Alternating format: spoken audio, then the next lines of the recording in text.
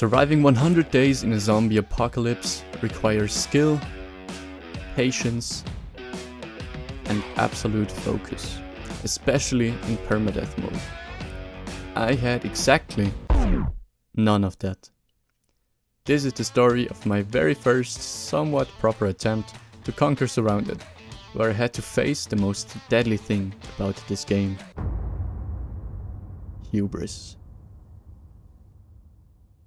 I made my new save, called him Eki Place, the former priest, confirmed the settings, most notably the permadeath mode, and I spawned in right next to the small apartments and immediately started looting. As I've said, I'm playing the game without any knowledge or extra information or guides, just trial and error. And there's gonna be a lot of error until I reach my goal of surviving 100 days. After looting the first couple of houses, I heard gunfire. I knew bandits from the very last attempt, where I committed suicide after just one day because I had an encounter with bandits and was not able to skip the very first night. So here we are again, facing off these mean, aggressive people. But I was more careful this time, watching them from behind my fence until... Oh shit, oh shit, oh shit, I didn't want to climb.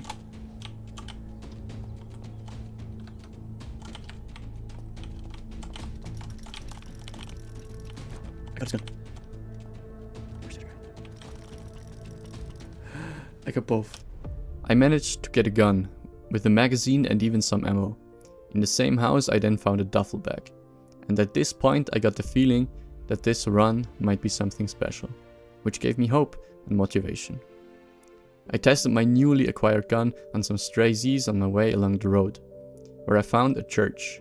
As a former priest, I felt a strange feeling of being home despite this crisis that I found myself in. After an uncomfortable encounter with a crawling acidic dude that dealt quite some damage, I found my very first car, a golf caddy with 0% fuel. So I had to sadly leave it behind and continue my journey on foot. I wanted to make my way to the Valley Safe Zone camp, to sell off some stuff, gear up and use it as a temporary base from where I'd start my adventures. I thought of all the undead that dared to challenge me, but the sun was setting and I didn't have a place to stay. Luckily, I just so managed to clear a burnt down house at the lakeside, where I spent a cold, not really comfortable night in my sleeping bag. On day 2, I kept on making my way towards the camp, fought some Z's on the way and freed the Grain Valley campsite from its many intruders. I kept on moving and soon after reached the valley safe zone. I sold off the stuff I didn't need to the traders, bought a second magazine for my gun as well as some additional ammunition, and organized my inventory. The day quickly came to an end and I went to sleep in the warm and cozy house, way more comfortable than the first night in the valley.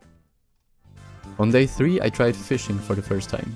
On one hand, to have some food, and on the other, to be able to sell off some cooked fish, which is really worth it, considering I'm not putting myself at any risk of dying at all.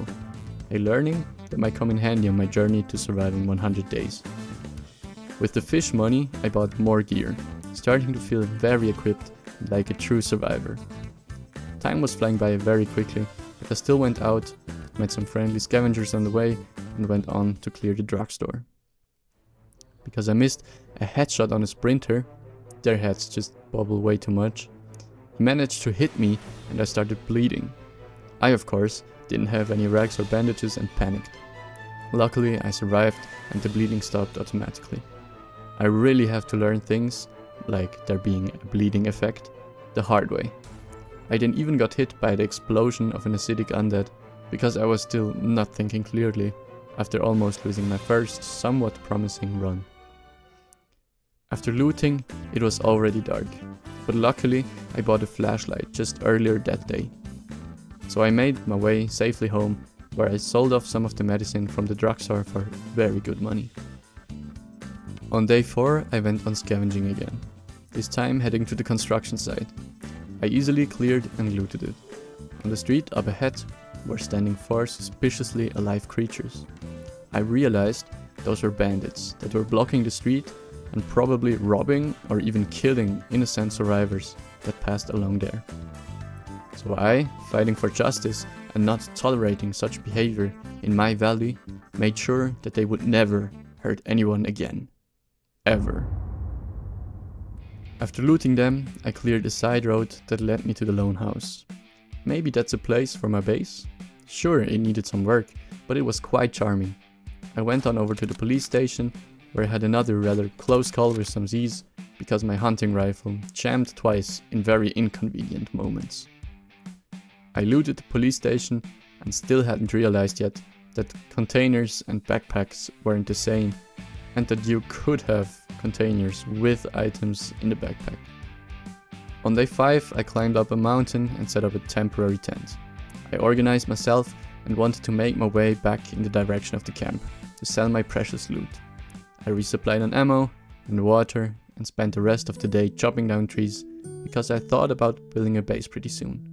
A place to call home amidst the danger, a place of peace and rest in a world of panic and hurry. I chopped until it got dark, then went once again to bed to skip the darkness of the night. On day 6, instead of going back to the lone house or my tent on the hill to start my base and slow down for a moment, I felt the craving, the greed for more loot. A thirst for the blood of those that were protecting this loot from my hands, that were hindering me from being the king of this valley, be it bandits or undead or whatever roamed the streets of this godforsaken lands. So I went to loot the apartment building, which I quickly cleared, even finding a military locker. The greed kept me going despite my already stuffed inventory. I went to the truck stop, which I also easily cleared out. I felt almost unstoppable at this point. Guns made everything so much easier, and keeping my distance to those sprinters and other Z's was very much appreciated. Once it got dark, I made my way back to the apartment building, where I spent the night in my sleeping bag. On day 7, I went into the first real town, Whitewood, looted the hospital, where again a little mishap occurred, where I jumped down a balcony instead of jumping onto the ledge. Nothing too dangerous in the end, but still, if there were more Z's down there, it could have gotten quite dangerous, and I need to be more cautious. Driven by my greed and curiosity, I still didn't head back directly to camp, but instead cleared a police roadblock and the nearby gas station. As it got dark already again, I ran back to camp, but it got dark too quickly, so I set down my sleeping bag and slept under the stars. And I wasn't sure if there was a way I could die or get attacked by Z's or something, but nothing strange happened, luckily. On day 8, I finally decided that I should go back to camp and clear my inventory. Turns out, I didn't need to go all the way there, as the wandering trader was leaving camp and I met him right outside and sold a lot of my loot. Still went into camp to resupply on water and food, bought some radiation pills, a bigger backpack, which I struggled way too hard to get on. I felt very ready to tackle new looting missions and start to cement my role as the king of the valley. So I went to sleep one last time. If you haven't realized, this video is not about me surviving 100 days in permadeath mode Surroundead. It's also not about me becoming the king of the valley. It's about my humble first few experiences with a game that caught my attention through a 5-minute YouTube video and has been fascinating me since. I love the combination of scavenging, survival, yet not being boring and grindy, but being action-packed and keeping me always on the edge of my seat, as 1 or 2 stupid mistakes could cost the whole run. It has not been a long run by all means. There's people that have lost 30 or 60 or even more days, but this was my first run that felt like I was just leaving the early game and started to get comfortable. Maybe that was my problem. Thinking that I'm invincible, that nothing is going to stop me, was one very fatal mistake. And here we are. After looting the drugstore one more time, I wanted to head back to my tent on the hill, but I walked past the construction site without killing the C's there. A fatal mistake. I then proceeded to blindly walk along and was greeted by gunfire. The bandits, of which I made fun earlier, feeling superior over them, were sending bullets my way. I was baffled, not ready, needing a lot of time to get out my own gun.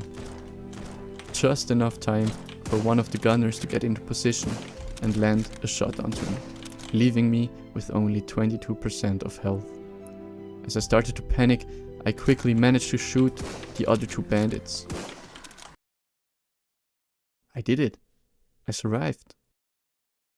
Unless I did not clear the construction site. My back was open and vulnerable, and the gunshots attracted a sprinter. And all that was needed to finish my 22% of health were 2 quick hits by a sprinter. And I was dead. No! Everything gone. But I will be back.